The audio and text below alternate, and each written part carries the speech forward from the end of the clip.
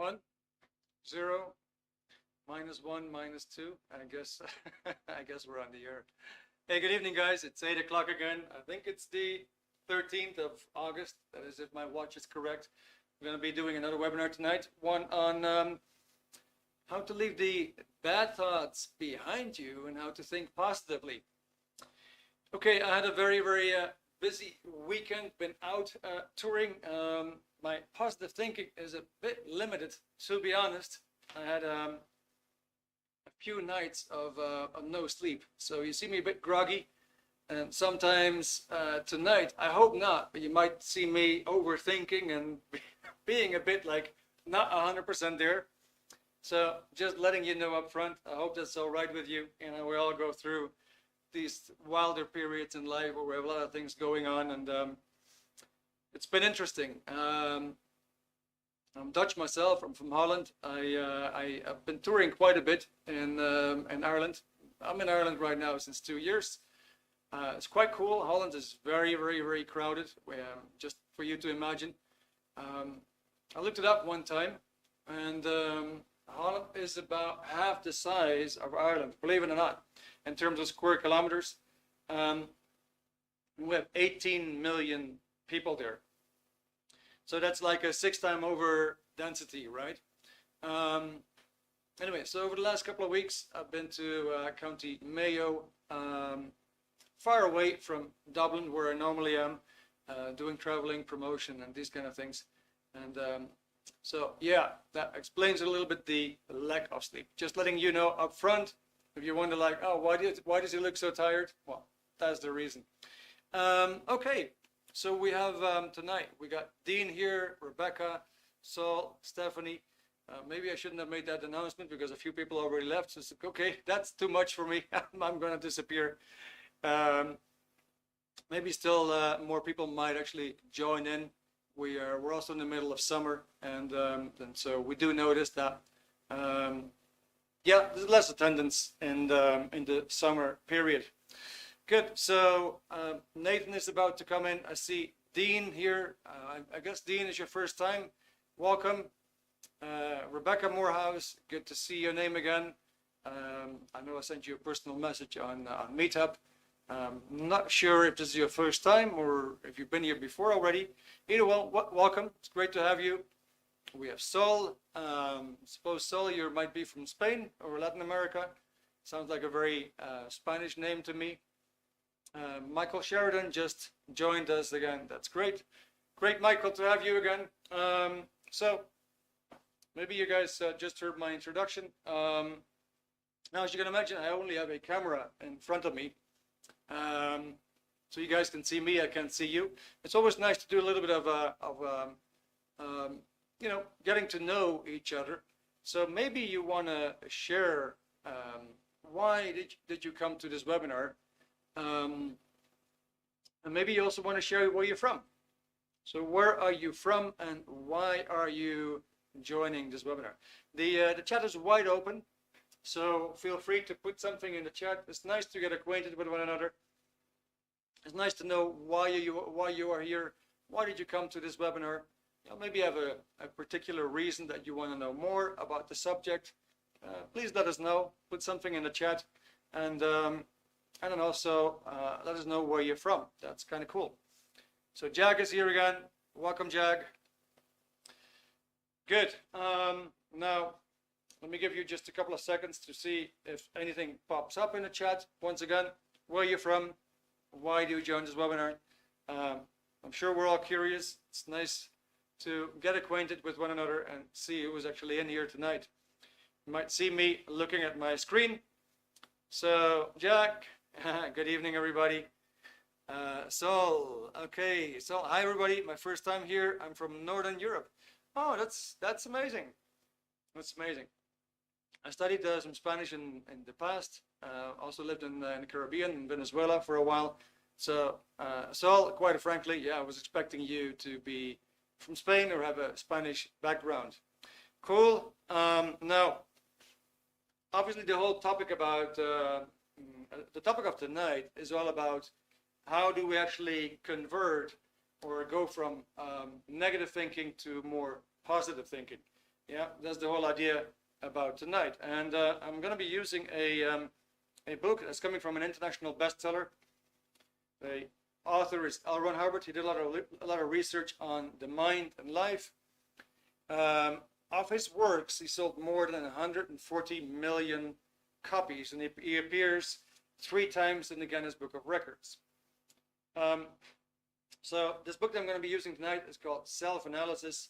And there's an interesting quote that I wanted to share with you, which is at the back of the book. And it says, self-analysis will conduct you on the most interesting adventure in your life. The adventure of you. Now, how efficient are you? What are your potentials? How much can you improve? Well, basically, your potentialities are a great deal better than anyone ever permitted you to believe. That's an interesting quote, isn't it? Your potentialities are a great deal better than anyone ever permitted you to believe. Now, I'm going to leave the riddle with you. We're just going to start working at it. Let's see. Nathan is here. Hi, everyone. Also, your first time here. South Africa. Okay, fantastic. Been in Ireland for almost 5 years. Nathan, welcome. You speak Afrikaans because that would be something I could understand. And I actually went to Joburg. I went to Johannesburg 2 months ago, and absolutely loved it. I felt like I didn't want to come back home again. Cool, Kyle. Good evening. Great to see you again. All right. So I think we're pretty much complete now. All right. Now, just to start off with a first question for you guys. Yeah. Have you ever thought that you could be more, that you could do more, that you could achieve more, that somehow you could be more successful? You have more in you. You have more qualities in you. But at the same time, something was holding you back. Have you ever had that feeling? Do you ever think that you could be more, that you could do more, you could achieve more? Somehow you have more potential in you. At the same time, there was something holding you back. Please put the answer in the chat. Yeah? Have you ever had that feeling? It's going to be important because we're actually going to have a look at that tonight. And it's quite simple. You could answer with yes or no. Makes it quite simple. We don't have to go into big text because it's a webinar. We only have 1 hour. Yeah, but have you ever had that feeling that you could be more, that you could do more, that you could achieve more, be more successful, and at the same time there was something there holding you back? Have you ever had that thought? Have you ever had that feeling? So while you guys are typing, I'm going to have my, for Nathan, Red Bush tea from South Africa. Spiced it up with cloves, cayenne pepper, honey. I'm going to keep me going tonight, I guess. Michael, yes. Okay, Nathan, yes. Good, fantastic. Now, what we always do, we ask a lot of questions, yeah, to familiarize ourselves with the subject. Now, if you've had that thought that something was holding you back, yeah, what would you say if you could summarize it in 1 word or 2, 3 words? What would you say it would be? Would it be, for example, confidence? Or would it be the idea, I'm not good enough? Or would it be that stress takes over and I get the butterfly feelings? What is the thing that most regularly comes to your mind that that puts this barrier there that you can't seem to overcome? That one thing that holds you down. How would you sum it up? Okay, Nathan, thank you very much. Fear and doubt. Okay, Jag, confidence, stepping out of my confidence boundary. Good, cool, I appreciate that. Thank you very much. Okay, so let me let me show something. And for the guys who were here last week, we do slides on the screen, makes it a bit easy. We're just going to put the first slide there, which is about the different zones of states of being. Let's see if we can put that up now. All right. Oh, I just see that I'm slightly in that. I'm slightly mixed in that slide. Well, anyway, I can read it for you. Yeah. Or actually, my colleague is doing an amazing job. So imagine that you have a certain vitality in you. Yeah. And that vitality can either be very high. That vitality can also be suppressed, if you will. So the purpose of life is to survive, and is to survive in an abundance. Yeah, you can also say that the purpose of life is to do well, right? To take care of yourself, your family, your group, mankind, and so on. Yeah, but it's definitely aimed towards doing well, doing better, towards survival.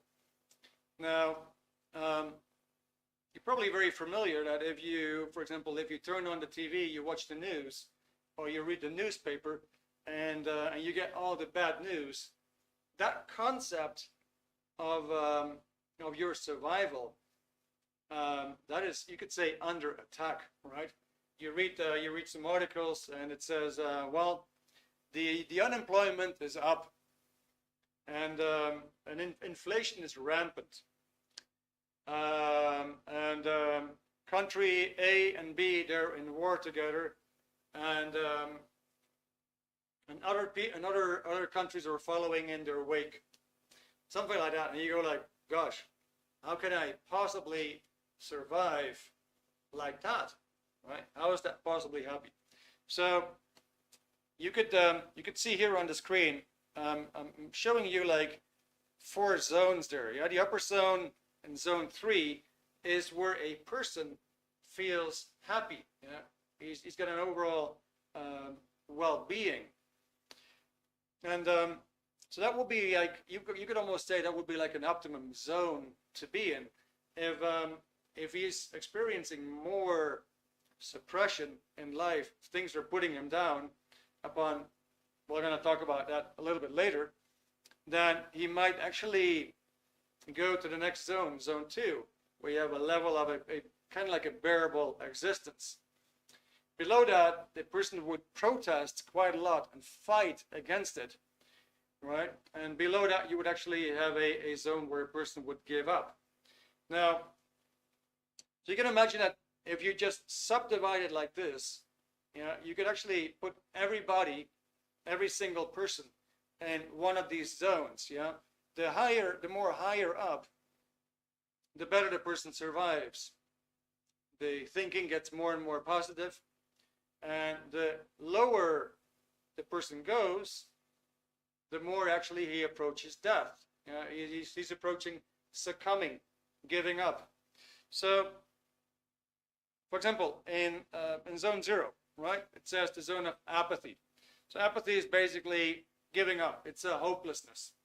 So the zone of apathy, here's where the person has actually lost courage to go into action and conquer life. The general attitude of that person is that they're just the way things are, and there's nothing you can do about it. You couldn't change anything about it. So this person has given up on his dreams or his ideals, or quite frankly, he doesn't even know what his goals and what his dreams are. Yeah, that would be the zone of apathy. So I'm going to ask you a question right away. Have you seen somebody in that zone where you felt like, okay, well, this person has definitely given up. He's given up on his ideals. He's given up on his dreams. He feels like, well, it is simply impossible to reach whatever I wanted to reach before. Have you ever seen that?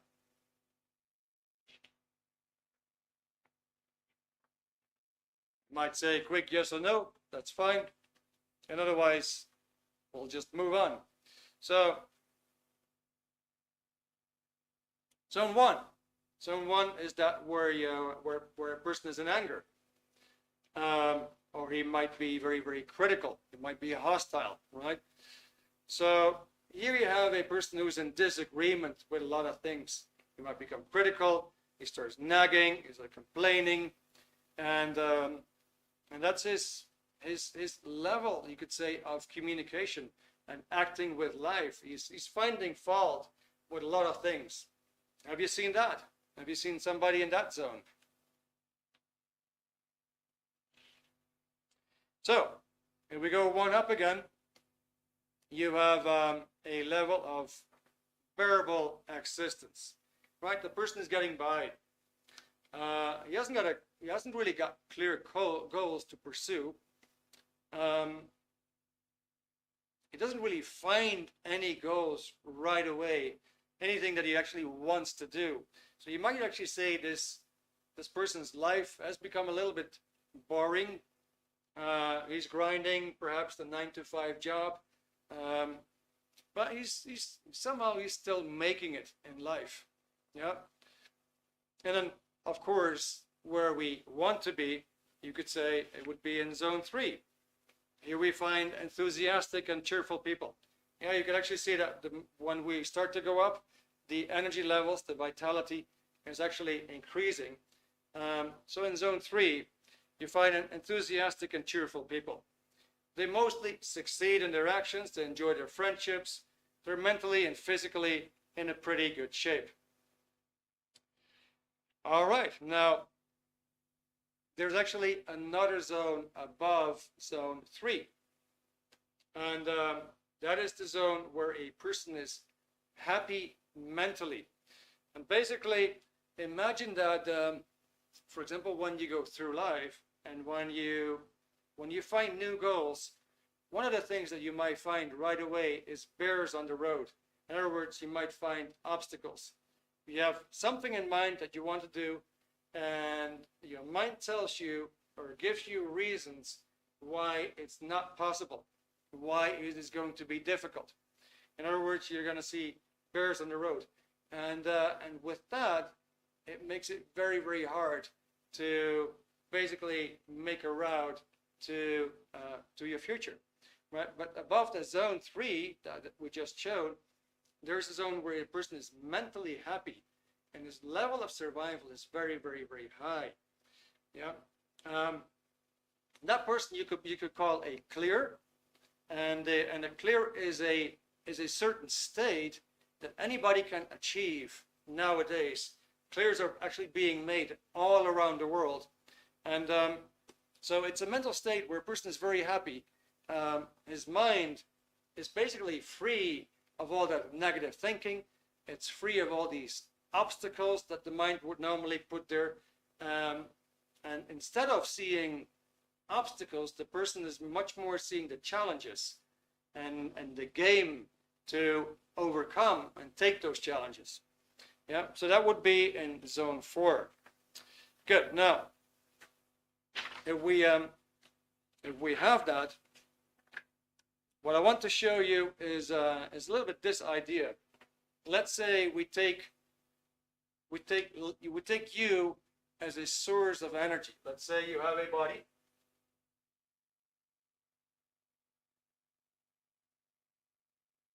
And then you also have a mind, and your mind contains pictures.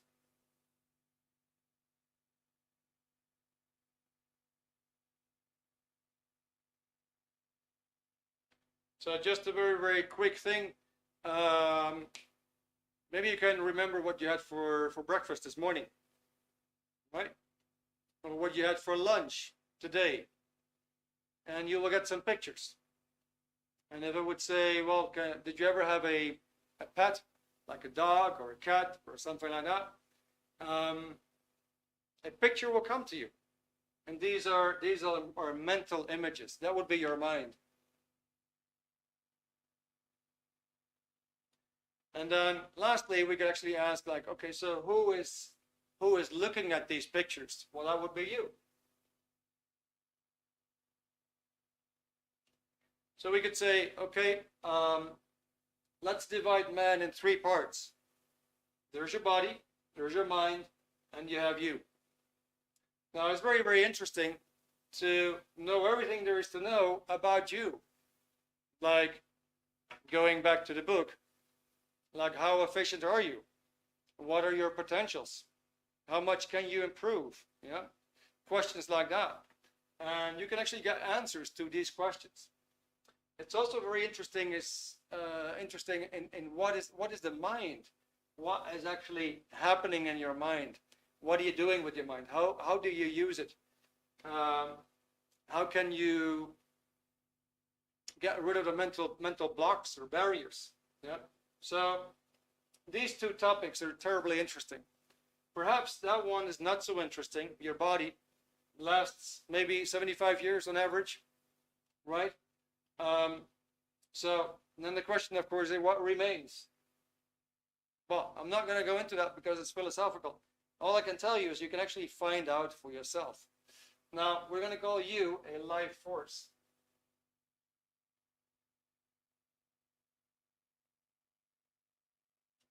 So let's compare you as a life force to a steel spring.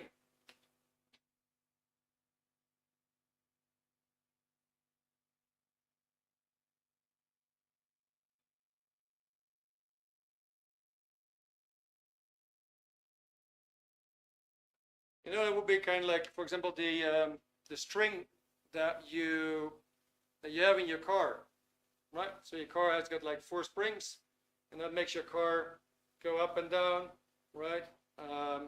Rebound, you go over a speed bump, you know, and it gets compressed, and right away it rebounds.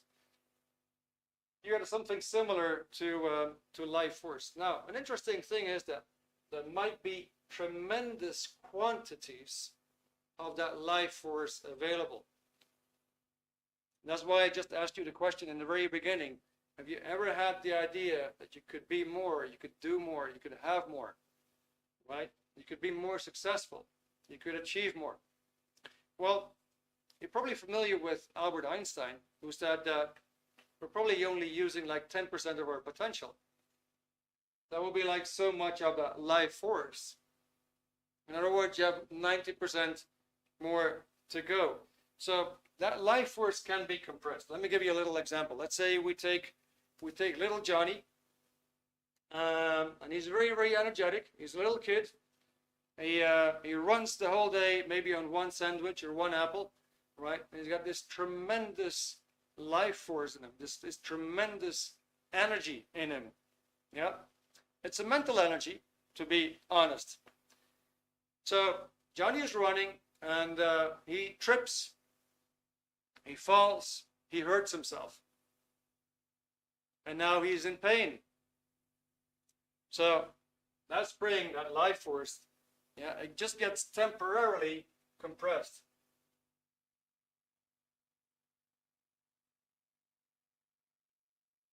It gets temporarily compressed. Let's imagine that we had these zones here.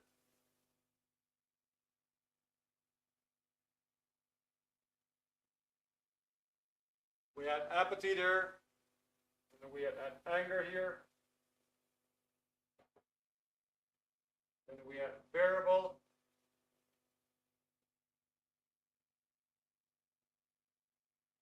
and now we had happiness.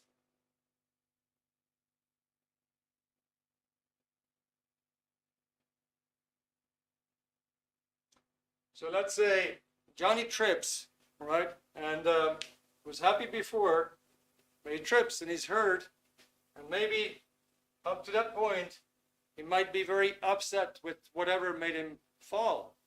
He might also cry, you know, and even go a little bit lower. You have a bit of an idea how that works. Now, Johnny would go home and he might be crying, and mommy feels for him, and she puts I don't know, a few kisses on the wound, and then a patch. And what do you see happening? You see Johnny rebounding. You see Johnny rebounding, going straight back up again. Yeah, you've probably seen that in life, right? So To give you an idea, if we talk about, for example, little Johnny, he hurts and he moves back up again. Quite often with adult people, with older people, they experience losses, for example, or they experience quite impactful things, maybe like surgery, or maybe the loss of a job or the loss of a company, or whatever happens, but something impactful. Yeah. So I got a question for you in between. Have you ever had the idea, ever had the thought or feeling that if such and such an incident in the past, if that wouldn't have happened to you, that your life would be better today? Have you ever experienced something like that? Just the thought like, gosh, if that wouldn't have happened, things would have been so much better today. Have you ever experienced that? Please type it in the chat.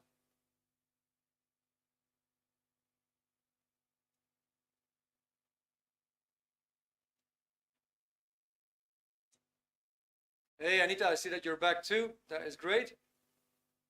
Huh. Okay, Nathan, thank you for your answer. Okay, so that's not really a real question to you, perhaps. Not the idea that you have experienced something that kind of like held you back, that you thought like, gosh, if that wouldn't have occurred, I would have been better today. Okay, Michael Sheridan, all right, family and friends that passed away. Yeah, that's a very good answer. It's a very good answer. Like, it definitely does something with your vitality. It definitely can do something with your life force. And the life force just gets suddenly compressed.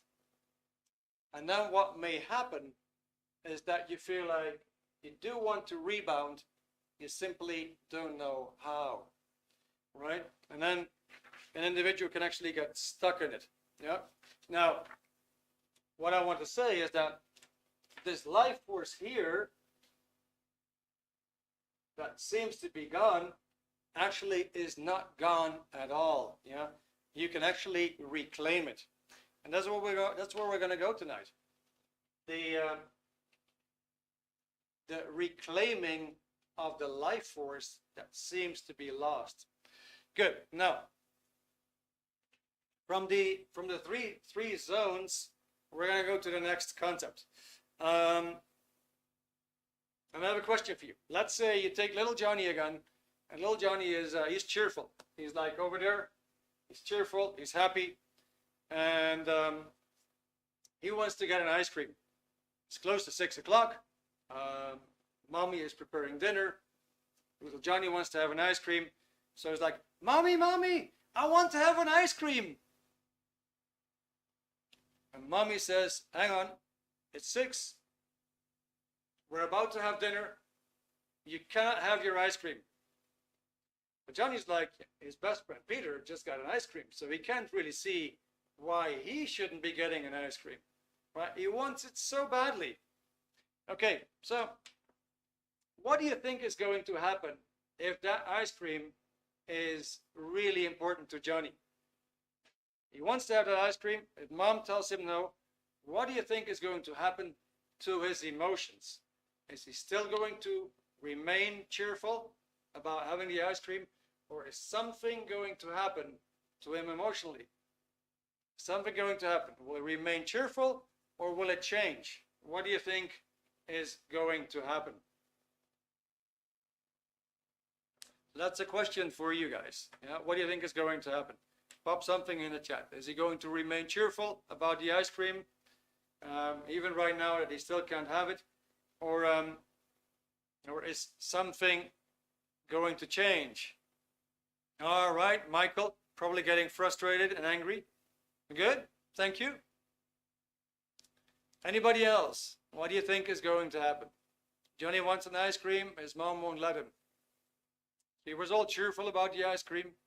He definitely wanted to get that ice cream. Mommy is not going to let him. What is going to happen to his emotions?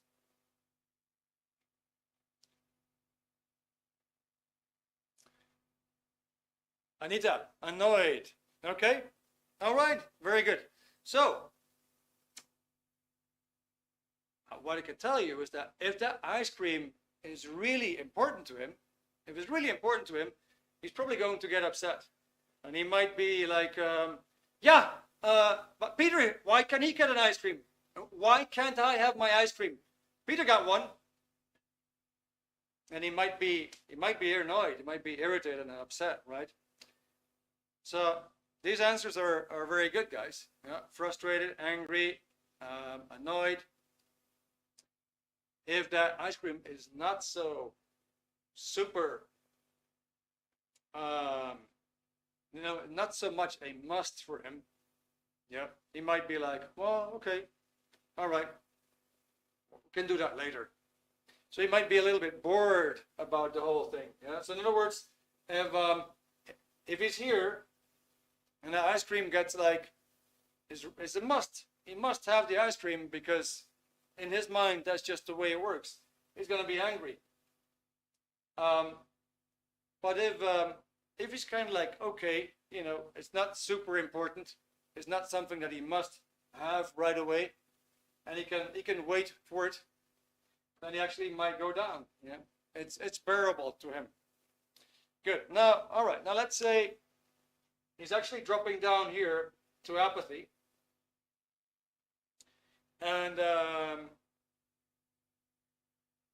he's upset with his mom. So why can't I have an ice cream?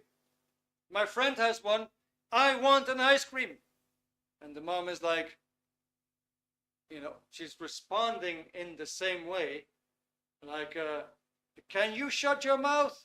Yeah, I just told you, you're not going to get your ice cream. Now, go and sit in the corner because we're going to have dinner. So mom is responding in the same way. Good. So now what is going to happen with Johnny's emotion? He just went from happiness, from cheerfulness. He went down to being angry. Now the mom is being angry too. So what is going to be his next emotional state? What do you think? What do you think? How will he respond emotionally? What kind of emotion might he be in? What have you observed in life and in these kind of situations? What do you think is going to happen? Is he going to give up? Is he going to cry? Is he going to be in grief? Is he going to destroy things? Even get more angry? Okay, Anita, withdrawal. Thank you very much.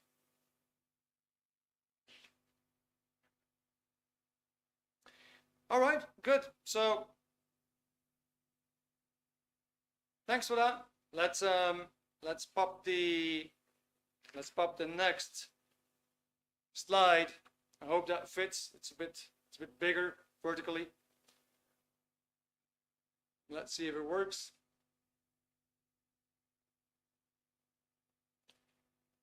Voila, good.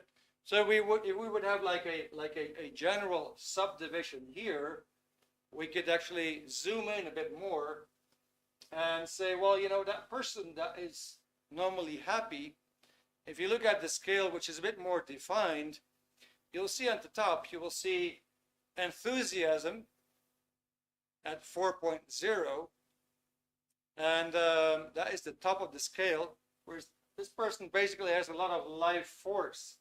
Yeah. You could say it's over there. That spring is completely expanded, and the person can have any kind of hit from life, but he will always rebound, and he will rebound very, very fast. So in other words, he will overcome the bad situations quite fast and regain his mental capacities. Yeah. So he will be over there instead of enthusiasm. Yeah. That's a lot of energy, yeah, vitality. If he loses a little bit, goes a little bit down, then you got 3.5. He is cheerful. If he loses a little bit more, it's going to be 3.0, and there you have conservatism. So conservatism, you got that bearable existence. Also in boredom, bearable existence. And then right down, we're going to go to hostility, to antagonism. So to give you an idea, it's a funny thing. Emotion has a lot to do with motion. This word motion is in the word emotion. So when you're like in enthusiasm, you move fast. You have a lot of energy. You move fast. You obtain your goals. You don't see real bears on the road. You know, life is a big game if you're enthusiastic. Yeah. Your body is in an excellent shape. You have plenty of friends, and you enjoy life to the fullest. You're also very, very open in expressing yourself. Yeah, makes it quite easy to talk to anybody on any subject. If we go down to cheerfulness, the person becomes a little bit more reversed. He might now freely talk about deep-seated beliefs, but he has a bit of a difficulty to really show with all that enthusiasm what he stands for. And in conservatism, a little bit below that, the person tries to maintain the status quo, play more safe. Whatever comes his way, he wants to weigh the pros and the cons to make sure he's not going to do any missteps, and playing a safe game. Top happiness, we go with conservatism, we go into a bearable state of being. Slightly below that, you have boredom, where a person basically no longer has any real goals. Goals are a bit absent. He doesn't really know what to do. He can't immediately find any new goals. And that is basically his life. It's kind of like getting by. Now, below that, we actually get into the zone of criticism. Nagging, moaning, complaining, finding fault. That is antagonism. It's a kind of like an open attack. Yeah, there's still motion there. The motion, however, is not so much at goals that a person wants to pursue. The motion is more aimed against incoming threats. The person perceives there's something there that's approaching him that he wants to keep at bay. It becomes a bit stronger at anger, where he actually might become a bit more violent. Then below that, you see an interesting emotional tone, and you have covert hostility. Now, covert means hidden. It's something which is not shown. Now, you have hostility there, which is to say that the person has hostile feelings towards others, but he doesn't really show it. He's too afraid to show that he feels hostile towards others. And here you're also in the band of kind of like people telling you how wrong you are, but they mean the best. They're simply giving you advice on how wrong you approach and do things, but it's for your own good. So it's hidden. Below that, you have fear, speaks for itself, I suppose, grief, apathy, and below that, a person is dead. So let's say we take the example again. Little Johnny wants an ice cream. He's an enthusiastic fellow, or he's cheerful, and he really wants to have that ice cream. So what happens is he's going to approach his mom and say, "Mommy, I want an ice cream." And so the mom says, "No." Okay, so he might go to boredom if it's not super important to him. If it is important to him, he might actually drop down to antagonism, finding fault with his mom. Yeah, what are you doing? Peter got an ice cream. Why can't I get one? You're so wrong. That would be antagonistic, right? Or he might actually start to throw things and damage things. Then he would be angry in 1.5. When he feels that it's all lost and it's all over and it's kind of like impossible for him to get the ice cream, he's going to drop down to 0.5 to grief. And he might be crying about the whole thing.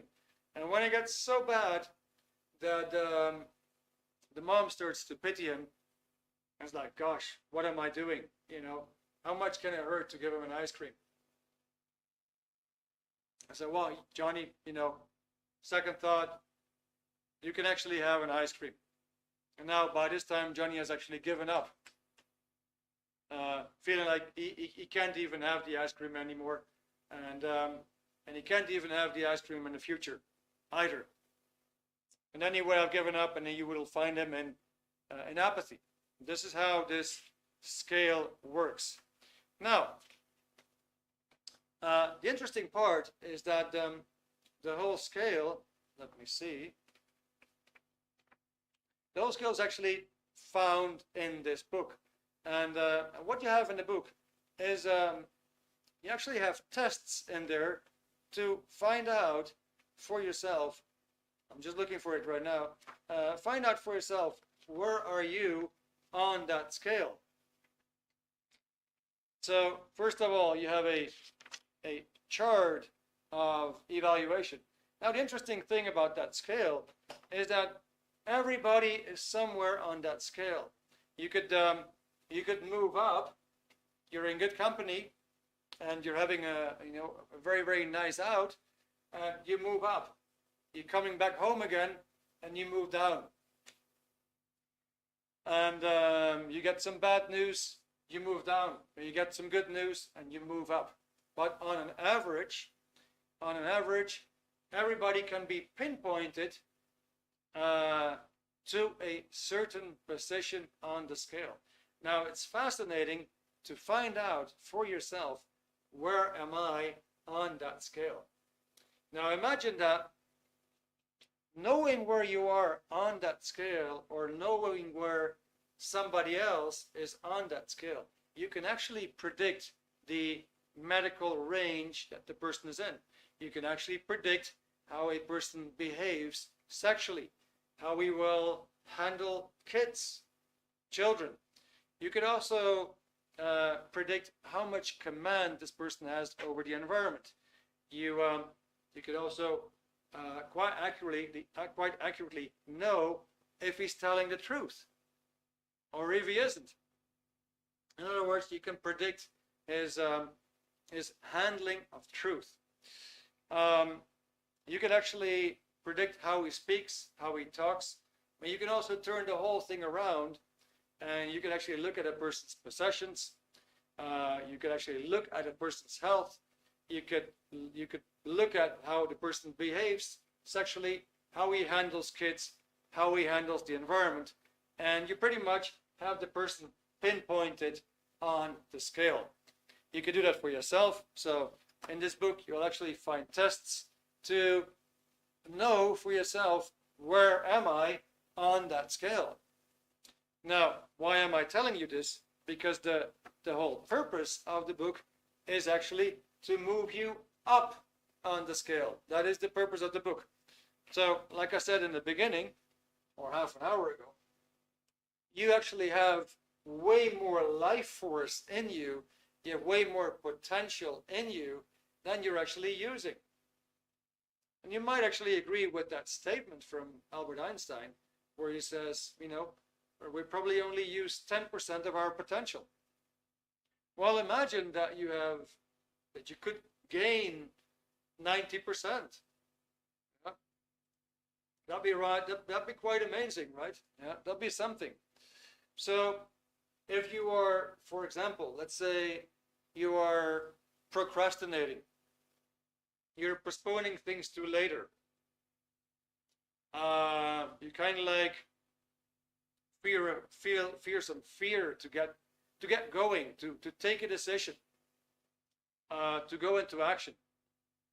Then, quite frankly, that vitality has been compressed quite a bit, and on that scale, you might actually have gone down also quite a bit. Now, since you do have all that life force still available, it's probably very good to know, what can I do to rebound? So that's the beauty of the book. The book actually gives you processes that you can either do with yourself, or processes that you can actually do with somebody else. In other words, you have tools here to lift yourself up, and you have tools to also help your partner, your kids, your friends, your family members, to lift them up. Yeah. So like I said, you can use it on yourself. You can also use it on somebody else and help the other person. Now, I've had rave results with this myself. I noticed a tremendous increase going up, and experiencing that things actually became much more easy, that the negativity kind of like started to go away bit by bit by bit. And I've had rave reports from other people telling me that, gosh, everybody should do this. This is amazing. Okay, good. That was just a little bit of a pep talk. Now, just the whole idea. Let's just pop up that chart again one more time.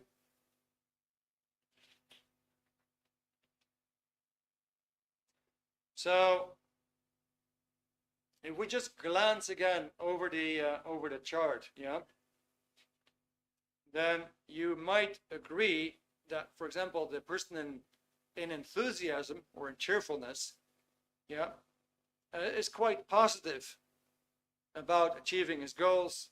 He's got quite a positive attitude about his future. This person wouldn't worry, really.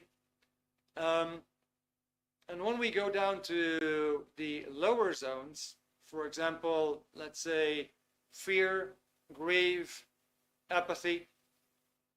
In fear, you have this like, how do I pay next month's bills? Do I still have a job? I hope they're not going to fire me. What am I going to do if I do lose my job? On and on and on. It's a lot of pondering, a lot of overthinking, and just hoping for the best, hoping that nothing bad is going to happen. Below that, the person would actually give up and just have the idea like, well, whatever happens, happens, but there's nothing I could do about it. You see, so it's quite a way down from enthusiasm. It's also quite a way up from apathy or fear, back up to enthusiasm. Now, you have been most likely enthusiastic as a kid, right? And then things started to happen in life. And so basically what happens is that we start to accumulate moments in life, which is, for example, somebody tells you you're not good enough. And if you agree with that, you've had it. You've had it because now you make your own decision. And you may have had some losses. And you might have told yourself that life would never be the same again. So in other words, we go through life and we experience all kinds of, you could say, upsets, disagreements, losses, painful moments. They're stored in your mind. Now, once we start to accumulate these upsets and disagreements and having been with the wrong people, having been in the wrong environment, we start to basically go down. And the more we accumulate, the more we actually go down, up to the point where we get very, very, very old, and we have the idea that we're certainly in a stage right now that nothing could be done.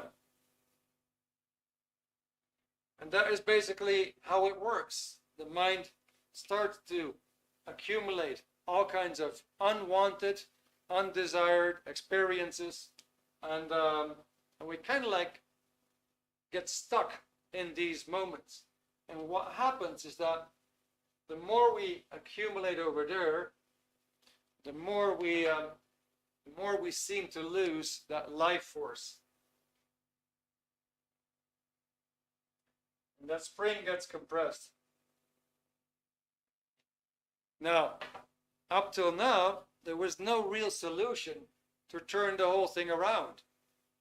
For, you could say, like for hundreds, maybe thousands of years, people have looked for solutions to turn the whole thing around. And it was just a very, very simple discovery that there was a method basically to clean up the conclusions coming from bad experiences, and that would actually be very, very, very simple. It would be a procedure that by just looking at these things in a certain way, according to a certain procedure, would actually take away the bad feelings, the bad conclusions, and these kind of things from the memories. And when you would do that, you would actually work on increasing that life force again, while you would be eliminating the bad influence from your own mind. So what do you do with self-analysis? It is a book that will give you a procedure to regain yourself, regain your own vitality, regain your own life force. In other words, rebound bit by bit by bit again, and moving up into the higher zones. Very, very simple example. For me, I always had a phobia to make phone calls. It was something I could never do, and I felt it was definitely ruining my life. And thanks to these procedures, that has actually turned around. And it hasn't taken a lot of time. And quite frankly, it's turned around so much that I can comfortably, actually with pleasure, make phone calls right now. Good.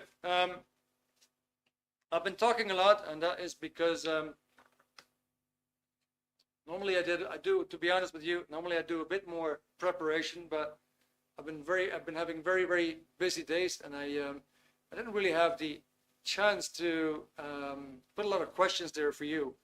But at this point, let me ask you, maybe you have a question for me.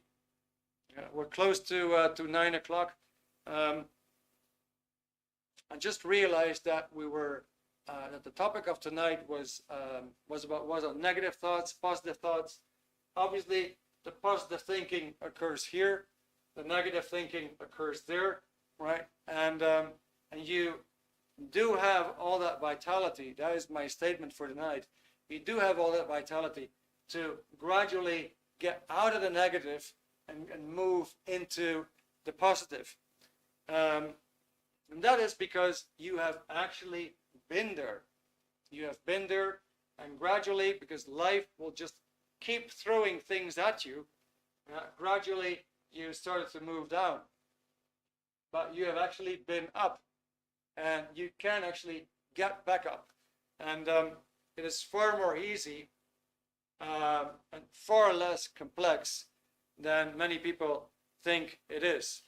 Yeah, this is not psychology, this is not psychiatry, thank God, because that doesn't work. But actually, this does absolutely work. Okay, guys, do you have any question at this point? Let me know, pop something in the chat. Do you have any question at this point? Something that you would feel like, I'd like to know a little bit more about this, or maybe something is not 100% clear.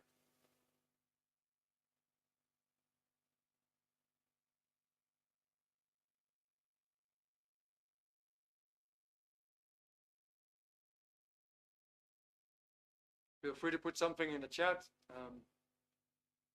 It's been a bit quiet tonight. Nevertheless, I hope you had a good time.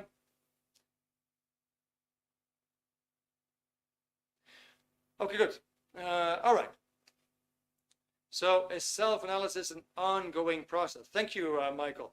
Is it an ongoing process? No, actually, you could say it is an unlimited process, but that might give you the wrong impression. By unlimited, I mean like you could actually do it again and again and again. So let's say you start working with self-analysis. Yeah. What most people will report is that if they use the procedures in the book, like for 15 to 20 minutes per day, they do actually feel that they're moving up. And people do report, if they do that 15, 20 minutes a day, they do report that they're moving up. And then the beauty of it is that, like in the book itself, you see,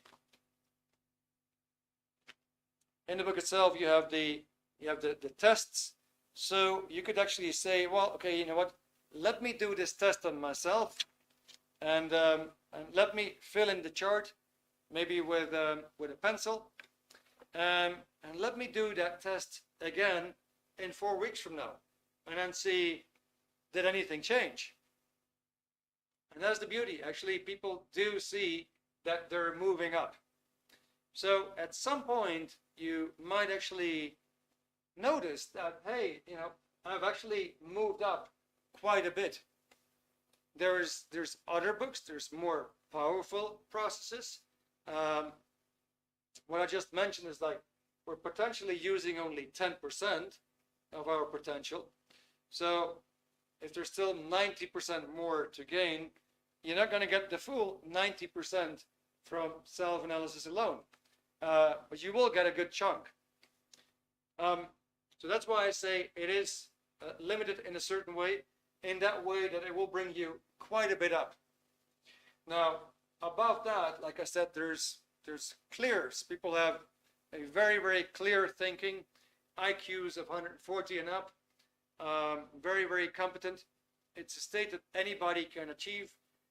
Clears are being made every day, and they're even more up than that state. So it's not that they're like Superman or something like this, or a Wonder Woman, but their reasoning, their speed of deciding, going into action, that is has no comparison with the quote-unquote normal person. That person is way up. So, and it would take more processes and different processes actually to make clears which are in the upper band. Yeah, I hope that answers your question a bit. Okay, let's see, where is the next one? Jag, it would be good to know the personalities, characteristics of each of the levels so you can judge where you are on the scale. Yeah, good. So I'm going to show you that, Jag. Now, my book is a bit tattered, but in the back,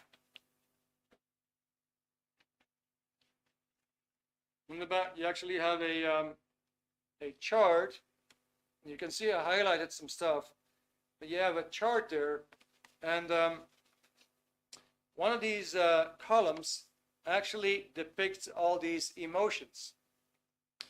And in the other columns, you can see the sexual behavior of a person, how he handles kids, how well he controls or handles the environment, how well he handles the truth or deals with the truth, how he would communicate, how he would speak, how he would listen, how he would pass on a communication, the value of such a person as a partner or friend, also the state that his memory is in,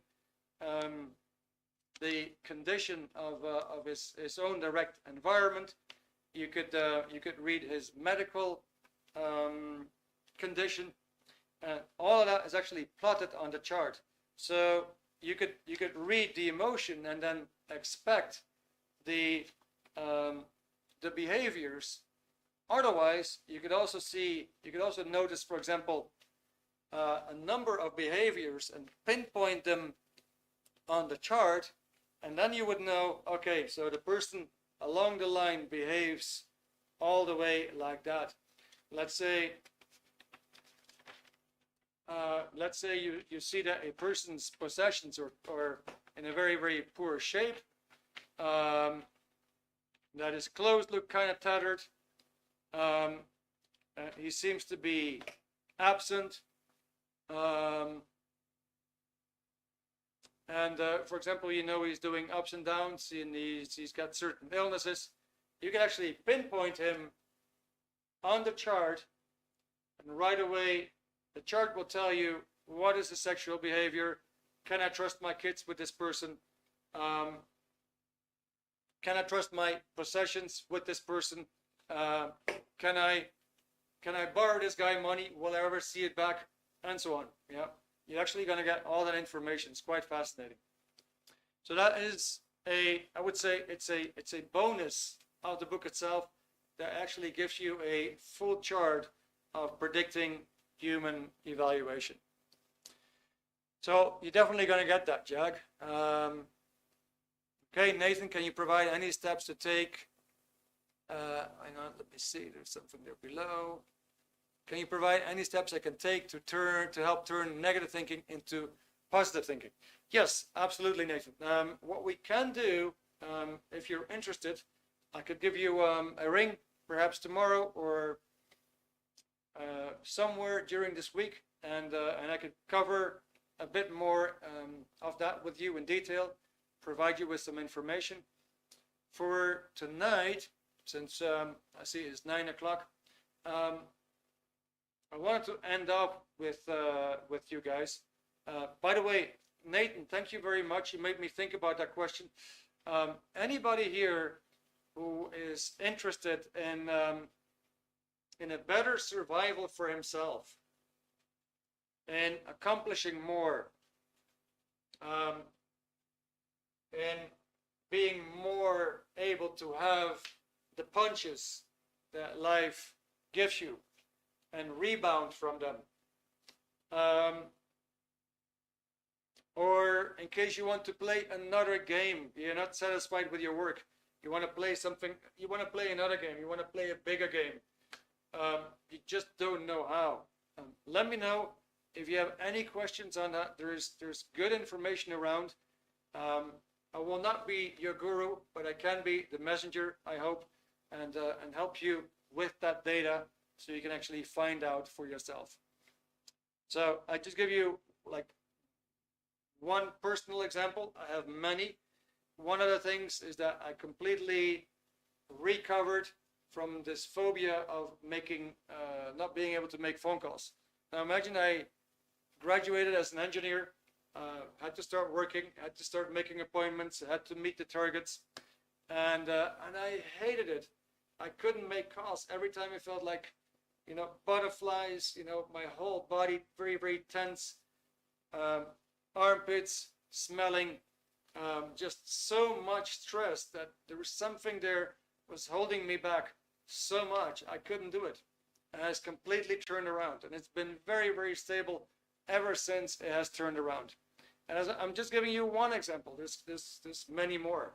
So what I'm trying to tell you is there's definitely solutions out there. Now, what we have for you tonight is something really special. That book, Self-Analysis, actually it comes in 52 languages. You can get it in, I don't know, Spanish, Brazilian, Portuguese, Urdu, Afrikaans, if you want, Spanish, Farsi, Chinese, Japanese, Korean, you can name it. It's over 50 languages. The book is 17 euros, including shipping. And tonight, we're actually going to chip in another book for you, which is the tone scale in color. And you'll find charts in there. This book doesn't have pictures. This one actually will give you pictures. It'll show you, for example, what faces people make, and I mean, what do they do with their eyes, how do they look, and it's going to give you extra information to see who you have in front of you and how to talk to that person. also how to predict his behavior.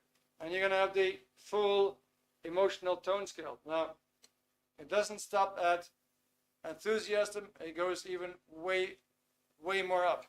So and also it tells you how do you get there. So that's a fantastic offer, I feel. Definitely, you know, if you're a negative thinker, you can probably see how it impacts your life, and just imagine that life will give you a few more punches, and it might drop you down even more. Life becomes very unbearable, and the future actually starts to look really grim. So you don't want that. That's what I think. If you want immediate improvement, if you're really looking for an immediate solution to get started, to get data, to do something for yourself, like an investment in you, that's an amazing start. 17 euros, the price of a burger menu, so to speak. You get an extra book with it on the emotional tone scale, giving you additional information. Together, 17 euros, both of them, including shipping, in the language of your choice. The link for that is going to come up, and the offer is valid till 9:30 tonight. So you have basically 25 minutes.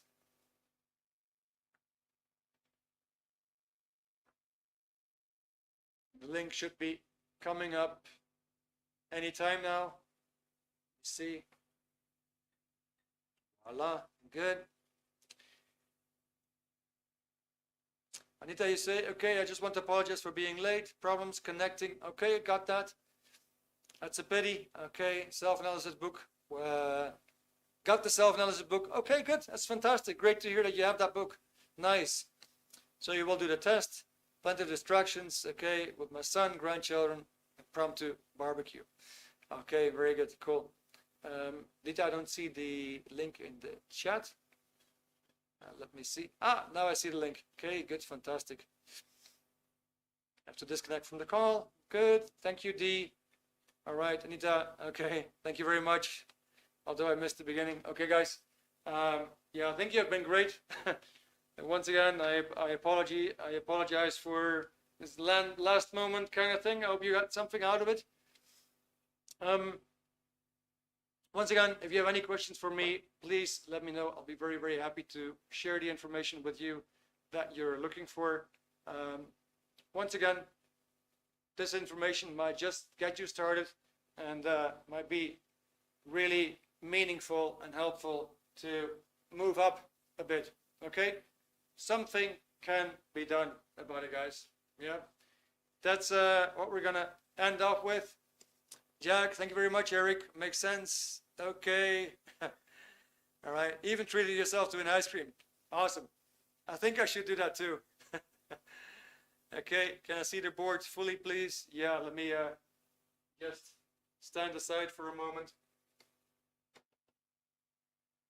I hope that works for you, Anita.